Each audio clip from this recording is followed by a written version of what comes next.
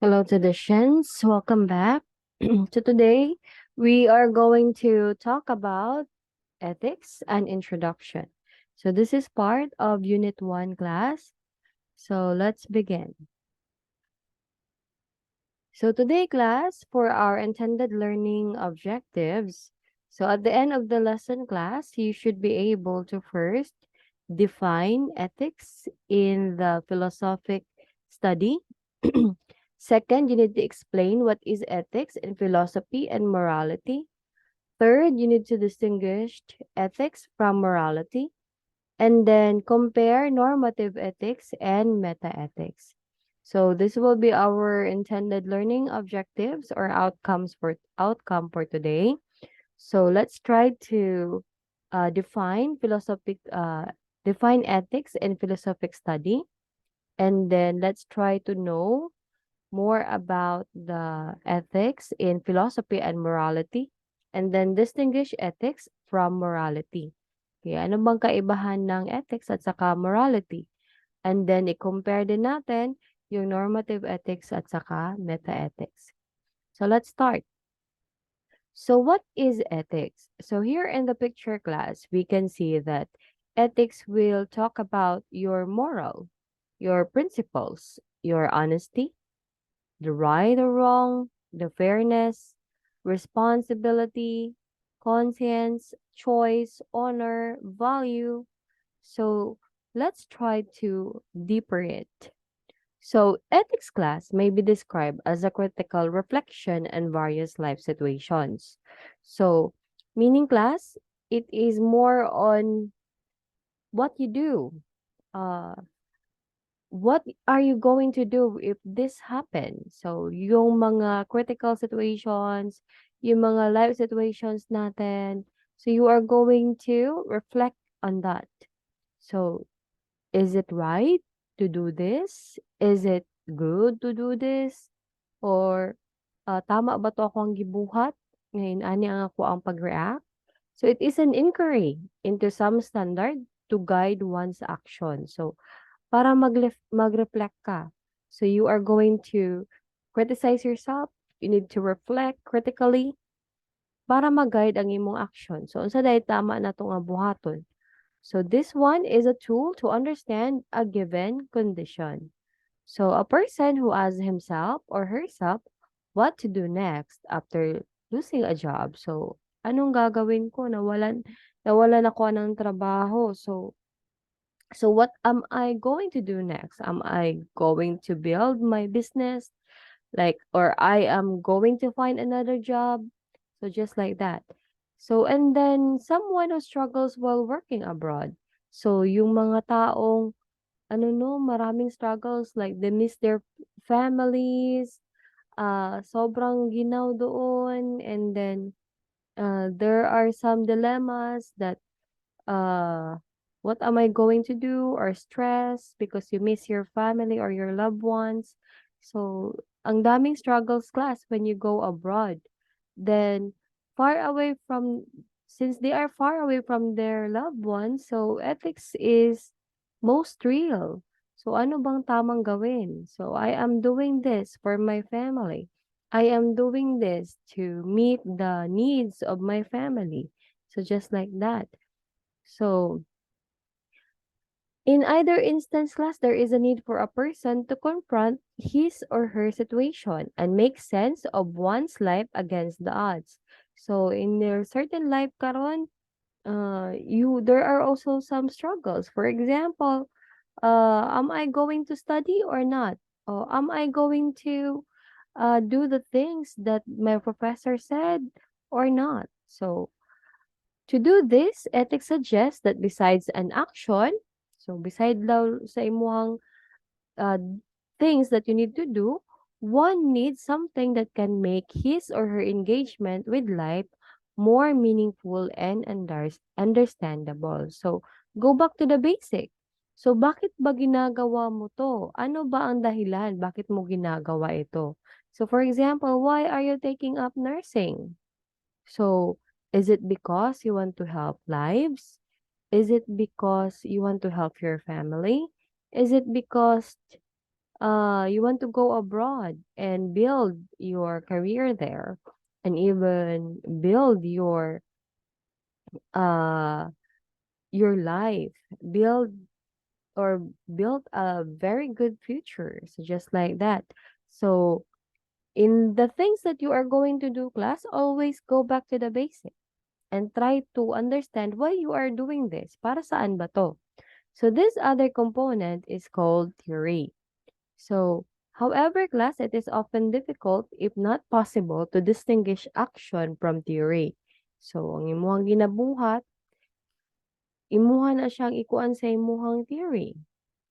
So, most likely, those things that you are doing in your life, those are actions. Those theory are those meanings and your understanding with that certain actions. So, in the ensuing discussion of ethics, the significant connection between theory and action will be explained further. So, bakit nga ba ginagawa mo to? Kasi nga ito yung prinsipyo mo. Or para sa'yo, this is moral. Para sa'yo, this is right. And para sa'yo, this is fair. And para sa'yo, this is your responsibility. So, just like that, class. So, that is ethics. Now, let's try to know more about ethics. So, ano nga ba yung ethics class? So, ethics class is deduced from the Greek word ethos, meaning customs or behaviors. So, ano ba yung mga acceptable behaviors? Maybe those behaviors in the past are acceptable in the past, but those behavior in the past may be not acceptable in the present, while the present behaviors are also not acceptable in the past. So just like that. So behavior class is more attributed to human behavior. So ano bang ginagawa mo? And therefore inherent to human beings. So maybe kung anong ginagawa mo doesn't make sense to other people. Kung anong ginagawa natin doesn't make sense to other people, but to other people it makes sense. So the term ethos has an equivalent meaning in Latin word mores, which means morals. Yung ethos naman, class, it has also an equivalent meaning to the Latin word mores, which means morals. Ethics is not to be understood as a specific to the nation, but rather as inherent human. So walang pakialam si ethics class sa ating nation as a whole. But rather, ang pinapakalaman niya is yung inherent human beings natin. So, ano ba yung dapat na behavior natin when it comes to, morality, when it comes to our laws. So, when it comes to the things that we should or we shouldn't do. So, inana siya, class. So, let's try to critically analyze if what we are doing is true or tama ba na siya, or what we are doing is ethically wrong. So, inana siya, class. Now, let's have the next one. Now, class, let's try to know and differentiate ethics from philosophy, and then ethics and morality. So, dito, class, ethics is philosophical. Bakit man, ma'am? So, ethics is philosophical, class. It is because it emerges from our basic desire to make sense of the complexes of human condition. So, maybe like the question, who am I? Isa day ko. So, like, ang ubang tao, tag-as kayo lang pagtanaw sa ilang sarili because I am like this, I am like that. And, like, I am the sons and daughters of prominent people or powerful people. So you must treat me like this. So inana siya, class. What am I to do with my life? So ano sa day ang buhaton akong sarili. Sa ko ang kinabuhi. So like, am I going to be someone greater someday? Or like, I don't want to be someone powerful. I just want to have a low-key life. So, kanya-kanyang trip, kanya-kanyang pangarap, wala tayong pakialaman. So, what do I want to be? So, bakit nga ba? Why do I want to be a nurse? Or why do I want to be someone greater someday? Or why do I want to be a doctor? Ano nga ba yung basic na philosophy ko. Bakit yun ang gusto ko? So, that's why ethics is philosophical. It is because we have different answers from different genres, different questions in our life. So, most likely class, human need to understand oneself. So, meaning, tayo class, dapat malaman natin at dapat maintindihan natin yung ating sarili. So, to use such understanding as a guide for action. So, yung gusto kong maging nurse kasi I want to help others. I want to save life. Uh, I want to have a better future someday because nurses got a bigger salaries and they help a lot of people. So you have your own reasons why. Okay? So we may therefore define ethics as a philosophical reflection on the realities of life. So, pwede nato nga i-define ang ethics nga philosophical reflection nato kung unsa ang realities atong kinabuhi. I want to be like this. It is because it makes my life meaningful. I want to do this because it makes my life full. Okay? This definition clearly distinguish ethics from morality. So, layo ra jud ang ethics from morality class, no?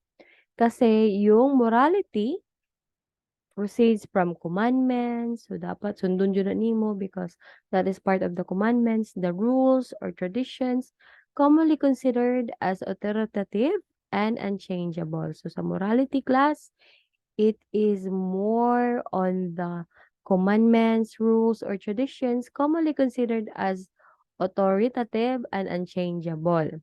Meaning class, dili gyud na siya pwede nimong baliwalaon, kailangan gyud na nimo siya sundon. Kung tahay nahibalaod dira nga bawal dira mo tabok, then morality says that you must abide the law.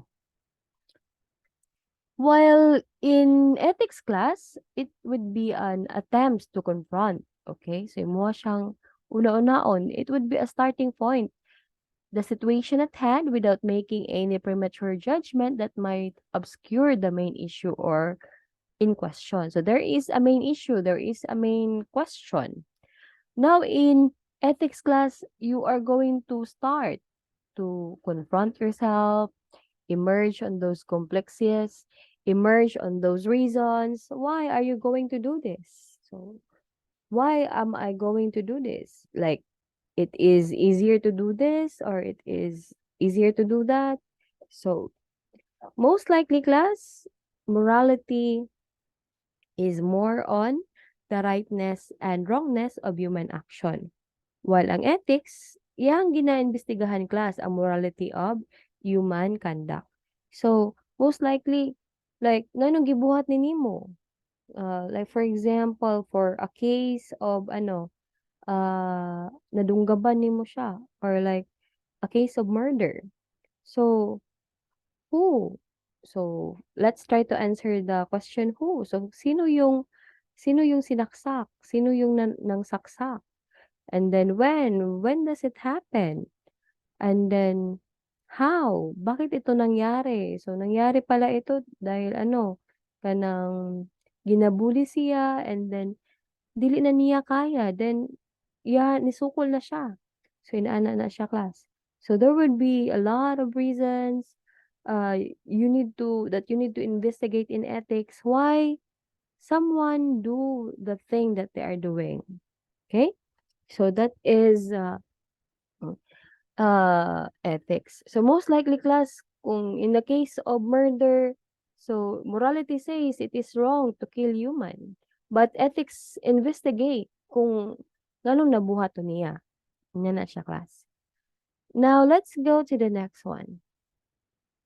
Now, class, let's try to know more about the meta-ethics and the normative ethics.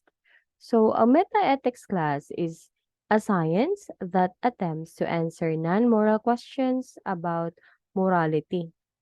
So, what if there are a lot of things na acceptable di ay? Many will think that is morally wrong, but in our age right now, there are a lot of things that are morally right. Okay? So most likely, we have the meta-ethics that attempts that. So study na to na siya, ang meta-ethics. Nag-study na siya class. Uh, that is attempts to answer non-moral questions about morality. Kadua class, primarily concern ng meta-ethics class is with the study of the meanings and epistemology foundations of moral statements. So, ilahang ginakuan, ginasadihan, kung sa dito ang mga meanings o mga epistemological foundations anang moral statement. Ngano nasturya to niya, nganong nabuhat to niya. So, like, that is non-moral questions. Kasi, in a certain case, that is morally wrong na gyud no sa kadaghanan to kill human is morally wrong. But non-moral questions about morality think otherwise. So now let's have the normative ethics. When we say normative ethics class, it concerns human conduct in general. So in general, unsa gyud ay dapat ang tao? In general, unsa gyud ay dapat ang sundo ng tao? Unsa gyud ay ang mga natural law, mga human positive law nga dapat nato buhaton? So in normative ethics class, it attempts to answer our questions regarding the morality of human action. So now, in normative ethics, it inquires as to why or why not a certain act should or should be done. So kasi nga class, ang meta-ethics is a study that deals with the question of whether or not ethics or ethical theory exists. For example, class, there are some situations that are we can say that it is ethically right, or we can say other people will say, oh, that is ethically wrong. So that is meta-ethics. So, meta-ethics class does not concern itself with the determination of the ethical quality of specific cases, like for example, child labor, human trafficking, or gender equality. So, ang meta-ethics does not concern itself. So, wala siya nagka-concern, ana. Dili siya in general na, when we say child labor, ano na siya, makaingon na jud ta nga that is ethically wrong. Human trafficking, makaingon na jud ta, that is ethically wrong. Gender equality, that is ethically wrong. So rather than taking the issue of rightness or wrongness class sa meta-ethics, it examines instead the validity of the standards that make such judgment of right or wrong possible. So diri karon sa meta-ethics class, it studies the issue kung nganong nahimo man ni siyang tama, nganong nahimo man ni siyang mali. So it examine the validity. So in philosophy class, like, dili pwede nga tanang tama, mingon na jud ka nga, ay kana tama gid na siya, kani siya mali gid ni siya. Why? So you need to answer the question why in meta-ethics. So valid ba gyud na kani siya tama? Valid ba gyud na kani siya wrong? So wala ba'y possibility nga kani ato ang ginaingon nga tama is tama gyud? Wala gyud ba'y possibility nga ma-wrong ni siya? Wala ba siya possibility nga ma-right ni siya? So just like class, in uh, in a case that kanang kinahanglan nimo i-abort ang bata, it is because it destroys or it kills the life of the mother. So what are you going to do if the life of the mother and the life of the child is in the choices? So unsay imong piliun? So killing any one of them is morally wrong. So sa meta-ethics class, so ginaano na niya, gina-examine na niya isa-isa kung unsa ang mga possible things na kani siya mahimong right, ang kani siya mahimong wrong. Pero wala kay choice, 'di ba? You need to save a life. So is it the life of the mother or is it the life of the child? So many would say that it is the life of the child. Kasi nga, the life of the mother, na-enjoy na niya, pila ka years niya kinabuhi. While the life of the child, kuan pa lang, karon pa lang nag-start ang iyahang life. And then, atuan na siyang kuanon, patyon. And then other people would also say na, oh, that is morally wrong because the life of the mother is more important. Kasi nga, the husband and the wife can still make their own children as long as they want. So, pwede pa man siya mabuntis, pwede pa man siya manganak og usab. So, why kill the life of the of the mother? So, in ana siya class, both of them, we say that it is morally wrong. Both of them, maybe we say that is morally right. So, in meta-ethics class, it examines so the validity.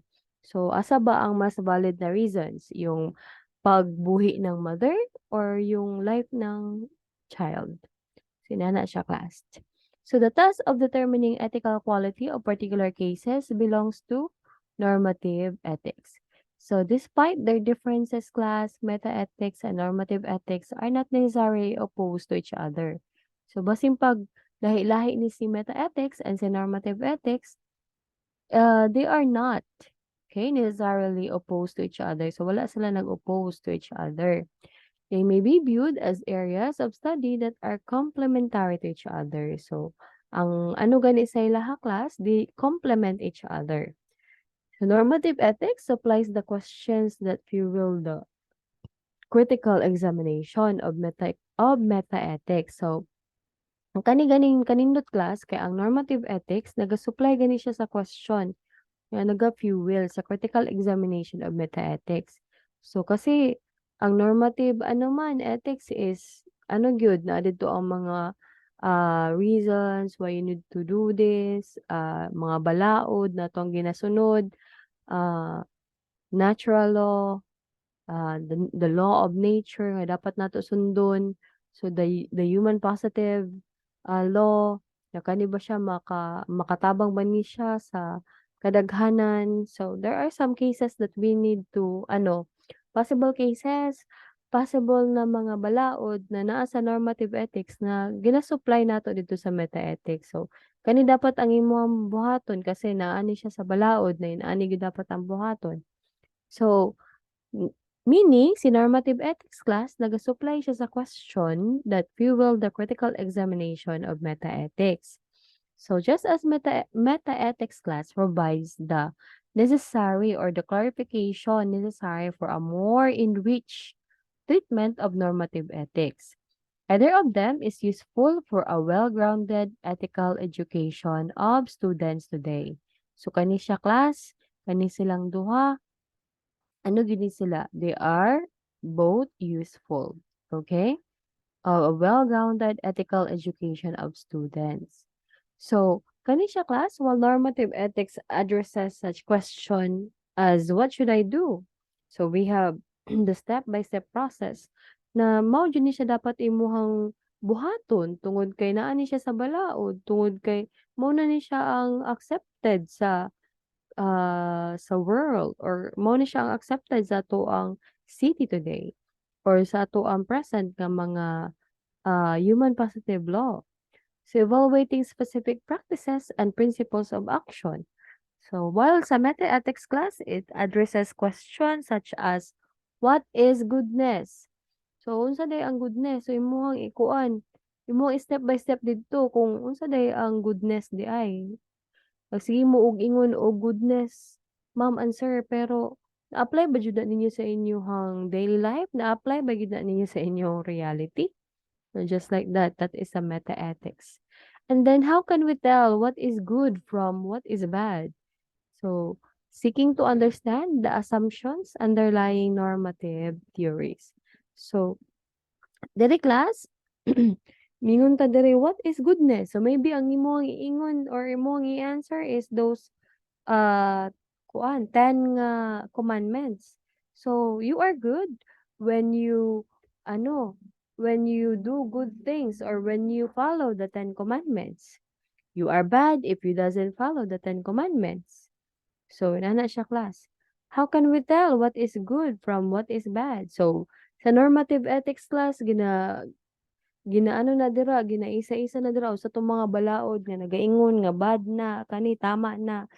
So, mao na siya ang normative ethics. While sa meta-ethics, ginaisa-isa na siya class. There is, ano, there is an attempt, okay? There is a step by step, there is a critical understanding of unsa gyud ang goodness, unsa gyud ang good, unsa pud ang bad. Okay? So, most likely class, ang metaethics is a branch of analytic philosophy that explores the status, foundations, and scope of moral values, properties, and words. Whereas in the field of ano class, normative ethics, it focus on what is moral. So normative ethics, dira tanan class, ang atong mga balaod nato, mga ordinances, nga so mao jud to siya dapat ang atong sundon, wala na tay question class. Ang sa meta ethics, ina question nato tanan. Okay? Tinuod ba gyud na maayo ni siya? Tinuod ba gyud na this is good? And tinuod ba gyud na this is bad? Just like that class. Okay? But they are both important and they also supplement each other. Okay, so that will be all for today, class. Thank you so much for listening to the Shins. Now let's go to your first activity and then your quiz. Okay? God bless everyone and see you again.